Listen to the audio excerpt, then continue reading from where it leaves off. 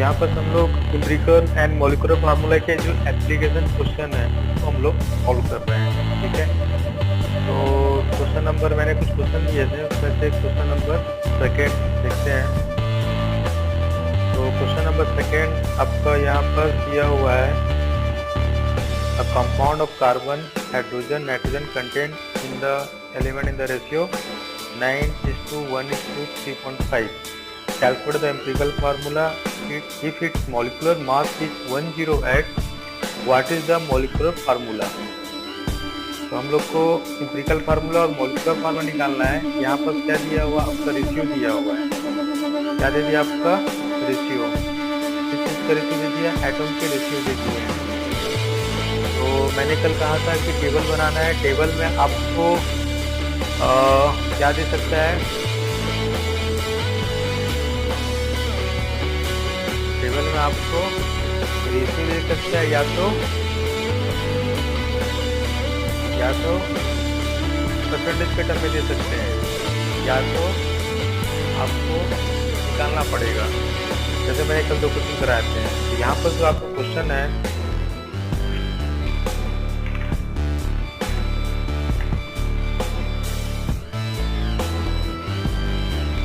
Compound है,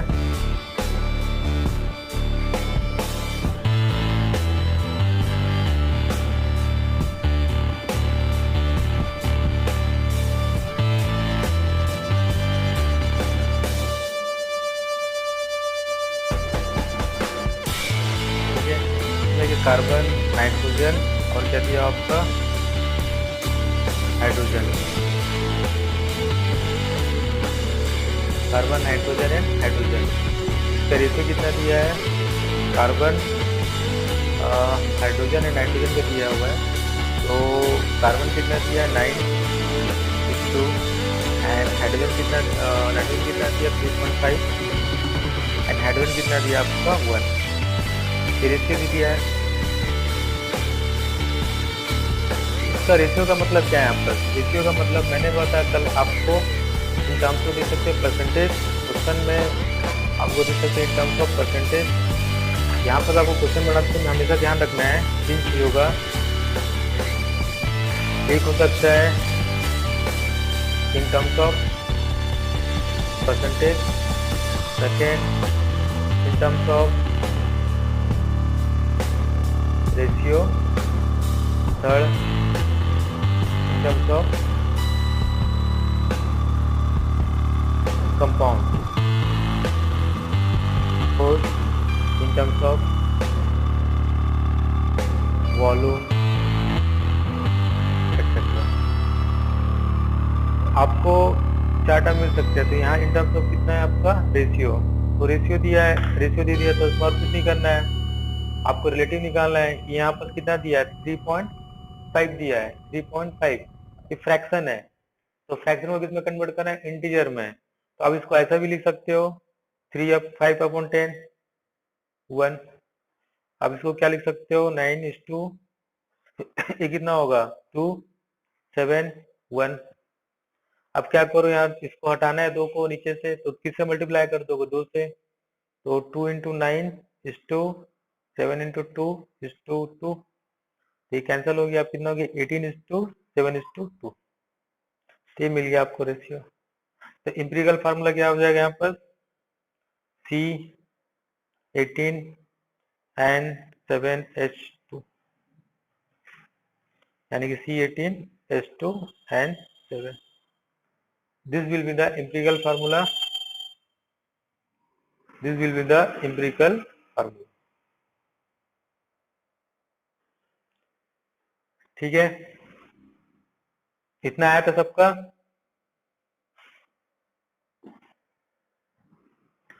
सबका इतना आया था,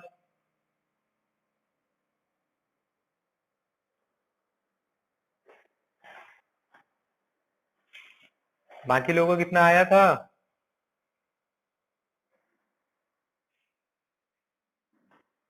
ठीक है। क्वेश्चन नंबर सेकंड था, ठीक, ये हो गया। अब यहाँ से क्या निकालना है आपको, मॉलिक्यूलर फार्मूला निकालना है।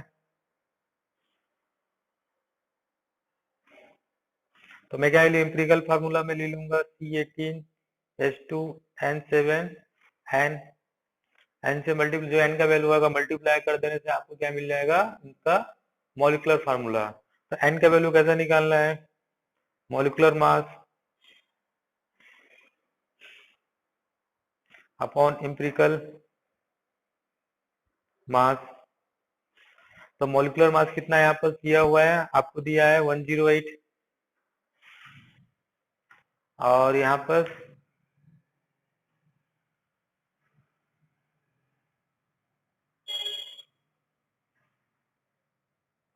ये तो बहुत ज्यादा है एम्पिरिकल, मॉलिक्यूलर आया C6। हाँ बोलो।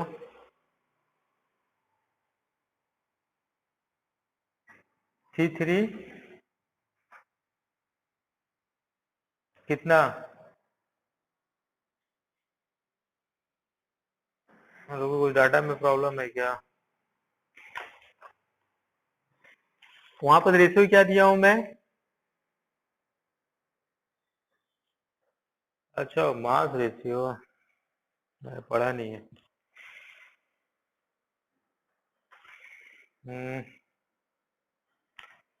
एक मिनट क्वेश्चन पढ़ने दो, तो कंपाउंड कार्बन डाइऑक्साइड,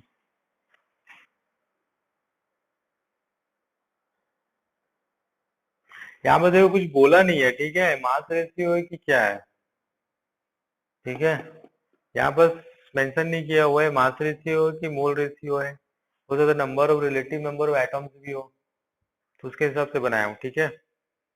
तो उसके हिसाब से बनाने से जो मास आएगा आएगा, तो यहाँ पर आपका आंसर इसलिए मैच नहीं करेगा, हियर मैं क्या लिया हूँ, मैंने एज्यूम कर लिया हूँ, हियर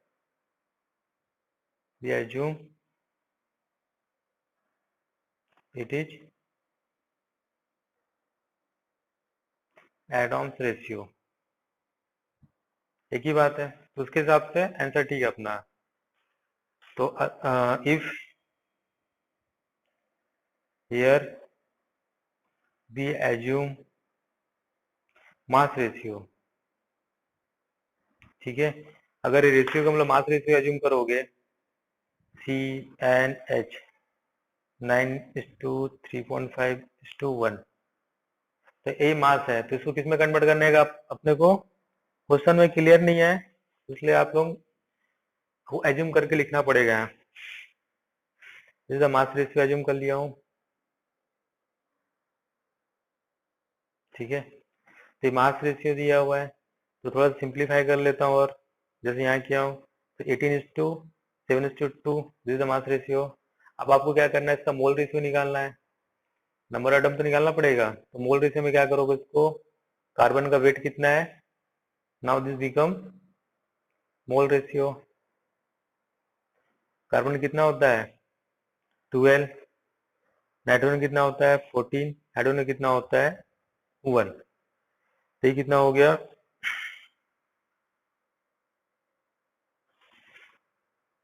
2, अभी कितना हो जाएगा 2। अब नीचे में सबसे बड़ा नंबर कितना है, 2 ही है, तो 2 से मल्टीप्लाई कर दो, कितना हो जाएगा 6, सॉरी 316, ये आ जाएगा आपका मोल रेशियो, जिसको नंबर, सॉरी, हाँ 444, तो कितना हो गया आपका मोल रेशियो 3:1:4। तो फार्मूला क्या हो जाएगा, तो एम्पिरिकल फार्मूला, तो एम्पिरिकल फार्मूला ये हो जाएगा C3H4N। When we will assume this mass ratio, this is the empirical formula. When we will assume it is a atom ratio, mole ratio, then the empirical formula that. अब यहाँ पर same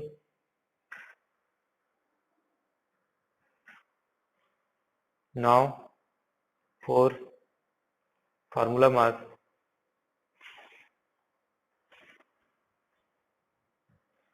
n equal to molecular mass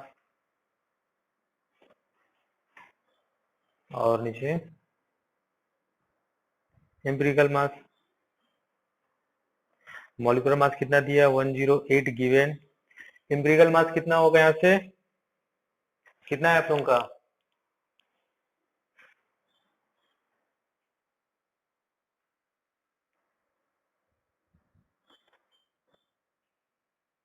ठीक, 54 ग्राम। तो 108 अपन 54 कितना हो जाएगा?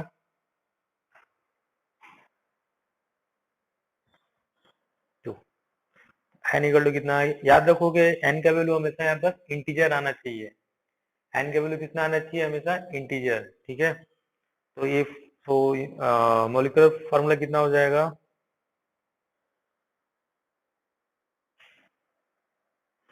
C3H4N suffix में 2 कितना हो जाएगा? C6H8N2। तो जब इसको लेके करोगे तो और कुछ नंबर आएगा, एन का वैल्यू इंटीजर नहीं आएगा। ठीक है, एन का वैल्यू यहाँ पर इंटीजर नहीं आएगा। दैट्स मीन मोल रेशियो नहीं दिया होगा, ना एटम रेशियो दिया है, मास रेशियो दिया है। क्लियर है? तो कभी कभी क्वेश्चन में कोई डाटा अच्छे से मेंशन है, जैसे क्वेश्चन आते हैं आईआईटीओ में, तो वहां पर डाटा आपको well defined and well mention रहते हैं।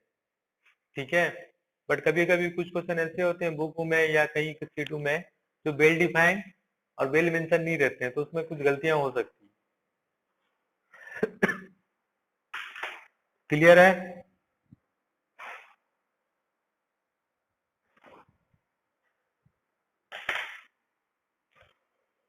समझ में आया आप लोगों को? अब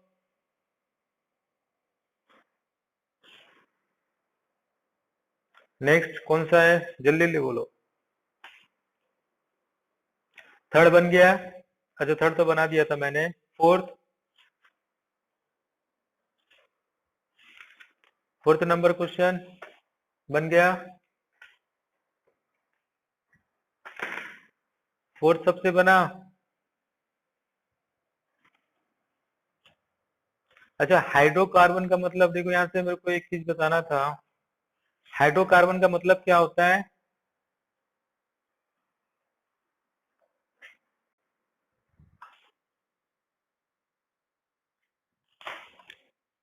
माइक बंद, माइक बंद, माइक।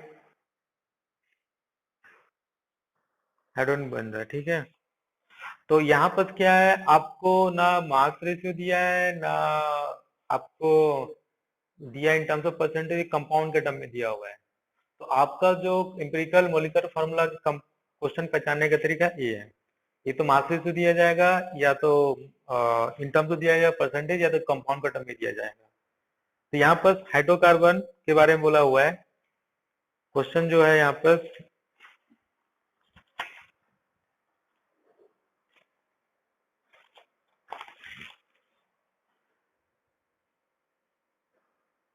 क्वेश्चन नंबर 4 है, हाइड्रोकार्बन कंटेन कार्बन पर ग्राम ऑफ हाइड्रोजन। ठीक है, and 1 liter of the hydrocarbon at 127 and 1 atm pressure weigh 2.8 gram.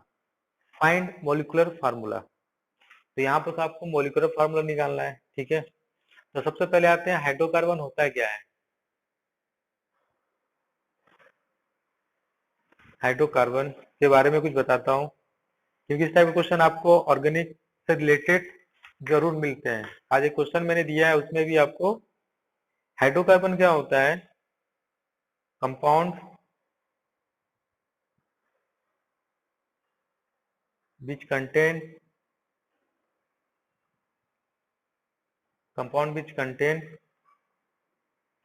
only carbon and hydrogen. ठीक है, तो उसको हम लोग क्या बोलते हैं, हाइड्रोकार्बन 3 टाइप से होते हैं। 10th में पढ़े होंगे, अल्केन, अल्कीन एंड अल्काइन। ये हो गया। अल्केन का जनरल फार्मूला होता है CnH2n+2। अल्कीन का होता है CnH2n एंड अल्काइन का होता है CnH2n-2। ठीक है, ये हुआ। कोई भी ऑर्गेनिक कंपाउंड को, दूसरा चीज याद क्या रखना है इसमें, इफ एनी ऑर्गेनिक कंपाउंड अगर आप O2 या लिखा होगा एयर या लिखा होगा कंबसन कंप्लीट, ठीक है, लिखा होगा, तो हमेशा आपका पास जो प्रोडक्ट रहेगा एक CO2 बनेगा, एक H2O बनेगा, ठीक है। हमेशा आपके पास क्या बनेगा, एक CO2 बनेगा, एक H2O बनेगा। क्लियर है? तो यहाँ पर आपके पास कैसे बनाओगे इस कंपाउंड को, तो यहाँ का जो सॉल्यूशन है, अभी आप लोग जो कितना क्वेश्चन दूंगा ये दोनों यूज करोगे, या तो ये या तो ये, जनरली ये यूज करोगे। नेक्स्ट क्वेश्चन दिया हुआ आज मैंने, तो आपको ये चीज यूज करना है।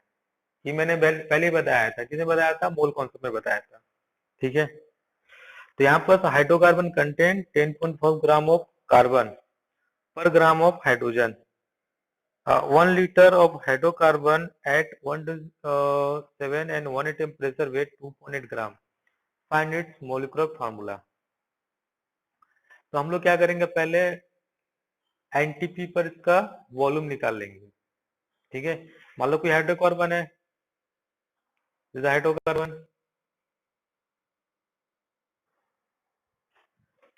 तो इस हाइड्रोकार्बन का 1 लीटर इसका वॉल्यूम लिए हम लोग, और कितना पर लिए, एट 127 डिग्री सेल्सियस, ठीक है। केल्विन में कितना हो जाएगा, 273 प्लस 127 कितना हो जाएगा, 400 केल्विन। टेम्परेचर को हमेशा केल्विन में कन्वर्ट करोगे, ठीक है। और 1 एटीएम पर, तो इसका वेट कितना है, इस हाइड्रोकार्बन का जो लिए हैं, इस हाइड्रोकार्बन का वेट आया अपने पास 2.8 ग्राम, ठीक है। तो 2.8 ग्राम आया, तो हम लोग क्या निकालना है, 2.8 जो होगा उनका एनटीपी वॉल्यूम कितना होगा, ठीक है, वो निकालते हैं। क्यों कर रहे, देखो, वॉल्यूम एट एनटीपी, तो मैंने एक फॉर्मूला लिखाया था, P1 B1 T1 P2 B2 T2, ये फार्मूला मैंने बताया था मोल कॉन्सेप्ट में, ठीक है। और ये टॉपिक है गैसेस स्टेट ऑफ मैटर का है, इस फार्मूला को याद रखोगे, अभी बाद में इस टॉपिक को समझोगे, ठीक है। तो P1 B1 T1, तो एट एनटीपी पर P कितना होता है, 1 एटीएम, एंड टेम्परेचर कितना होता है, 273 केल्विन। तो यहाँ पर पुट कर दो, तो अपने को B1 चाहिए, तो यहाँ जाएगा 1 इंटू B1 निकालना है 273, B2 कितना दिया हो यहाँ पर, B2 1 एटीएम, B2 कितना दिया है, B2 कितना दिया हुआ है, 1 लीटर, 1 लीटर दिया हो ना। और उसके बाद यहाँ पर लिख देता हूँ पहले, V2 equal to 1 litre, P2 equal to 1 atm and T2 equal to 400। एक डाटा को मैंने 2 ले लिया और एक डाटा को मैंने क्या ले लिया, 1 ले लिया। इसको भी 2 लिख सकते थे, इसको भी 1 भी लिख सकते थे, ऐसा कोई दिक्कत नहीं है, ठीक है। किसी को भी 1 किसी को 2 ले सकते हो। और T2 कितना दिया है, 400, तो V1 कितना आ जाएगा यहाँ पर, 273 अपॉन 400 लीटर। तो ये जो वॉल्यूम आया, इट इज एट एनटीपी। और पहला जो वॉल्यूम दिया था वो क्या था आपका, कोई भी दूसरी टेम्परेचर इसमें, इसको इसमें कन्वर्ट करने का रीजन क्या था, इसके वजह जो रीजन था, रीजन देख लो यहाँ पर। अब बोले सर ऐसा क्यों किए, इसलिए किए क्योंकि अपने को मालूम है एट एनटीपी या एसटीपी 1 मोल कितना होता है, 22.4 लीटर,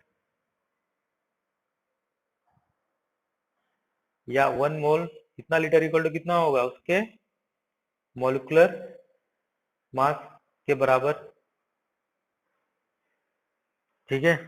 ये सिर्फ एनटीपी पर मालूम है, और कोई दूसरे टेम्परेचर प्रेशर पर नहीं मालूम होता अपने को। तो ये अपने को मिल गया एनटीपी पर इतना लीटर, तो इतना लीटर का मास कितना है, इतना लीटर, तो इतना लीटर का हम लोग जो भी मास आएगा वो क्या होगा आपका मोलिकुलर मास के बराबर। तो अब उसको इक्विट कैसे करेंगे, अब लगा लेंगे यहाँ पर यूनिटरी मेथड लगा लो समझने के लिए, क्लास 7 वाली। तो यहाँ पर क्या है 273/400 लीटर एट एनटीपी, ठीक है। मास कितना दिया हुआ है 2.8 ग्राम, तो 1 लीटर का मास कितना हो जाएगा 2.8 अपॉन 273/400 ग्राम।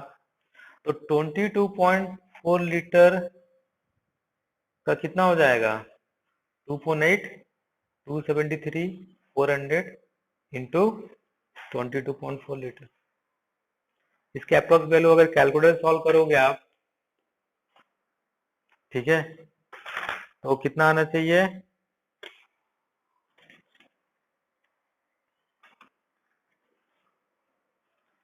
9.89 ग्राम, अप्रोक्स ले लेता हूं मैं 92 ग्राम।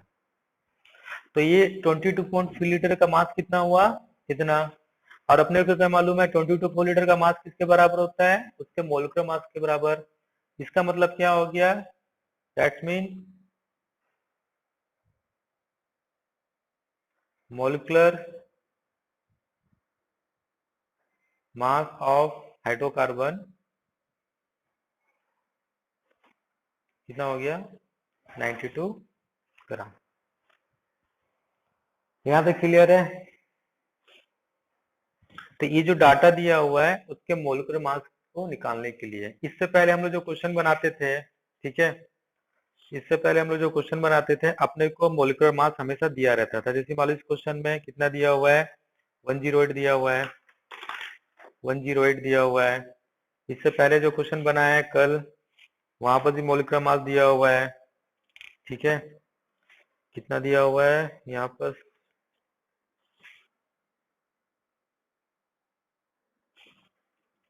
मोलिकुलर मास 322, ठीक है। यहाँ पर कितना, यहाँ पर जरूरत नहीं था, एम्पिरिकल निकालना था, ऐसे करके आपको दिया था, ठीक है।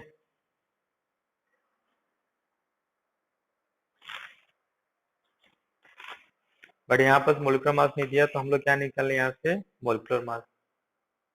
तो 22.4 लीटर या 1 लीटर ये सब क्या, 1 मोल ये सब क्या होता है आपका उसके मोलिकुलर मास के बराबर। यहाँ तक कोई डाउट है तो पूछो जल्दी से।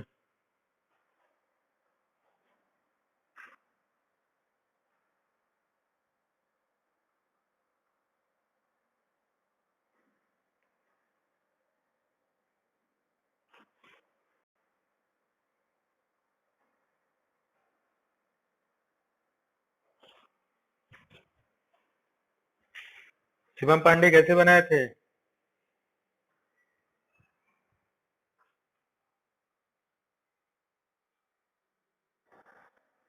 कौन सा फार्मूला है यार।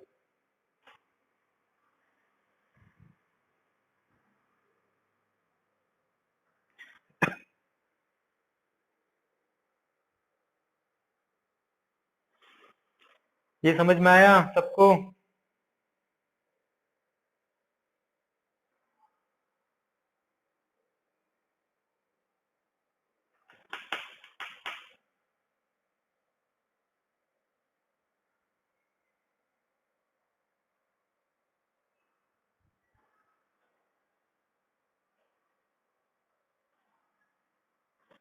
या तो इसको ऐसा भी बना सकते हो, तो इतना नहीं करके आप यहाँ कर लो ऐसा, सीधा नंबर ऑफ मोल्स निकाल लो,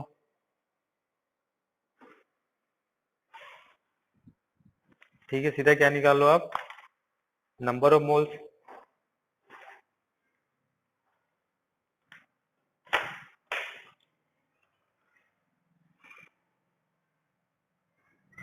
नंबर ऑफ मोल्स क्या होता है volume at NTP upon volume, molar volume 22.4 litre जो होता है। तो वॉल्यूम एनटीपी कितना आया था 273/400, और ये कितना है 22.4 लीटर, ठीक है। ये आ गया नंबर ऑफ मोल्स। तो नंबर ऑफ मोल्स आ गया, एक मोल का मास इतना, मोल्स का मास इतना है, एक मोल का मास कितना होगा निकाल लो। अब नंबर ऑफ मोल्स आ गया यहाँ पर, तो यहाँ पर मोलिकुलर वेट कितना हो जाएगा, मोलिकुलर वेट कितना हो जाएगा। नंबर ऑफ मोल्स का फार्मूला क्या होता है, given mass, number of moles था given mass upon molecular weight, तो given mass upon number of moles, तो यहाँ से पुट कर दोगे, गिवन मास कितना है यहाँ पर 2.8, और बाकी जो आया नंबर ऑफ मोल्स, तो वहां से भी आ जाएगा आपका 92।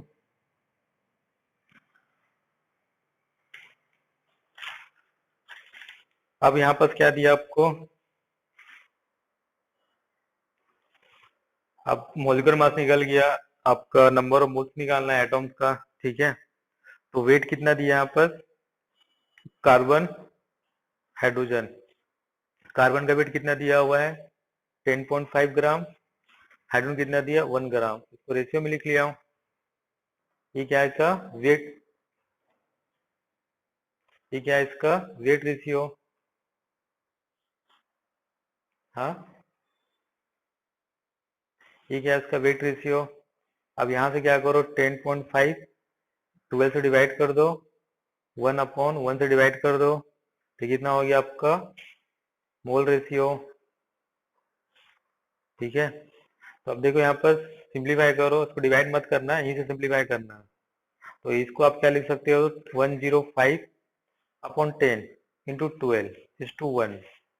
सिंपल तरीका बता रहा हूं मैं, यहाँ पर 2 1 हुआ 7 4, ठीक है। तो कितना आ गया 7/8:1,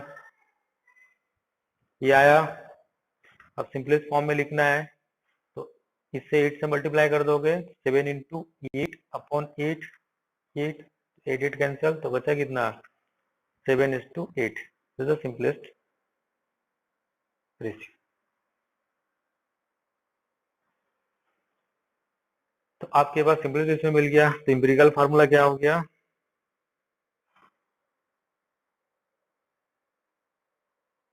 एम्पिरिकल फार्मूला हो गया C7H8। आपको मॉलिक्यूलर फार्मूला चाहिए, तो मॉलिक्यूलर फार्मूला के लिए आपको क्या करना है, N equal to molecular weight upon empirical weight. Molecular weight कितना है अपना पास 92, और एम्पिरिकल वेट कितना हो जाएगा यहाँ पर, कितना हो जाएगा इसका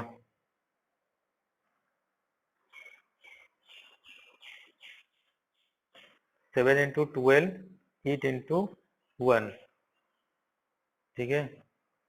कितना हो जाएगा 84 प्लस 18, ये हो जाएगा 92, 92 1, हमेशा n का वैल्यू इंटीजर आएगा 1 1 हो गया, तो कितना हो जाएगा यहाँ पर ये भी कितना हो जाएगा 67H8, तो हो गया ना।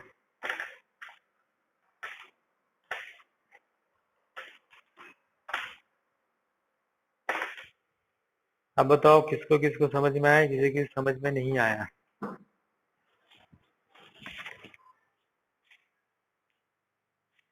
फार्मूला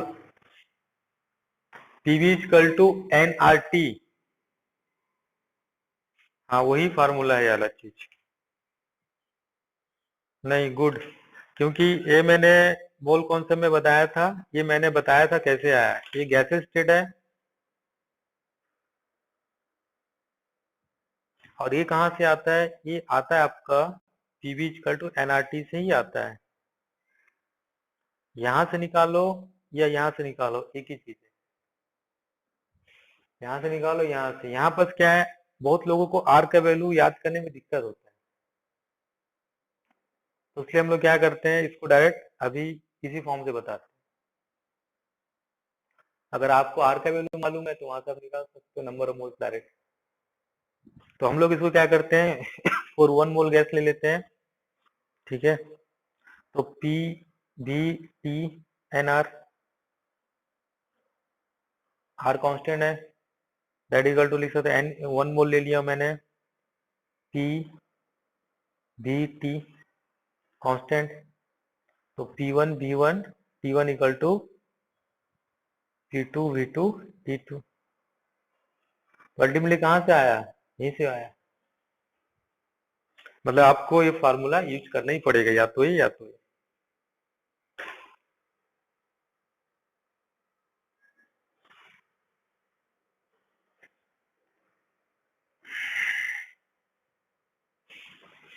किसी की समझ में आया, या तो ऐसा निकाल सकते हो डायरेक्ट, मैंने ये कैलकुलेशन ही करके, लेकिन ये तो निकालना पड़ेगा आपको। तो यानी कि कभी भी आपको क्वेश्चन दिया जाएगा, ठीक है, बहुत वॉल्यूम दिया जाएगा, टेम्परेचर दिया जाएगा, प्रेशर दिया जाएगा, तो हमेशा आपको आना चाहिए कि उसको एनटीपी पर कन्वर्ट करें, और एनटीपी पर कन्वर्ट करने का तरीका ये। तो यहाँ से आप एक चीज सीखे हो। दूसरा, हाइड्रोकार्बन क्या होता है, कैसे करना है, ये क्वेश्चन दिया है, इस पर बेस मैंने आज जो स्क्रीनशॉट डाला है मैंने ग्रुप पर।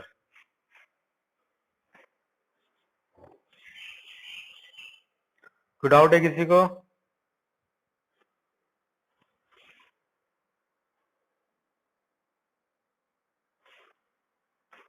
मैंने यहाँ मेंशन कर दिया, मैंने ऐसा क्यों किया है। सिस्को बाय न्यूट्री मेथड जो क्लास 7, वहीं से या तो ऐसा कर सकते हो तो ऐसा।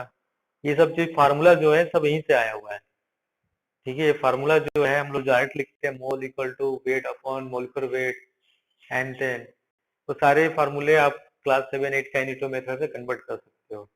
थोड़ा सा इनिटो मेथड को ज्यादा यूज करता हूँ मैं, ठीक है। फार्मूला फार्मूला ड्राइव करने के लिए या तो फार्मूला कम याद रखो या तो उसको हैंडी रखो। क्लियर है?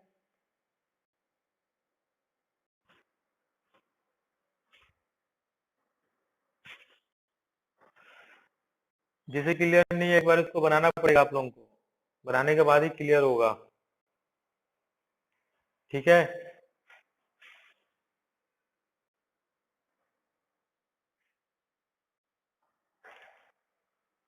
उसके बाद एक क्वेश्चन और था, वो वाला बना है।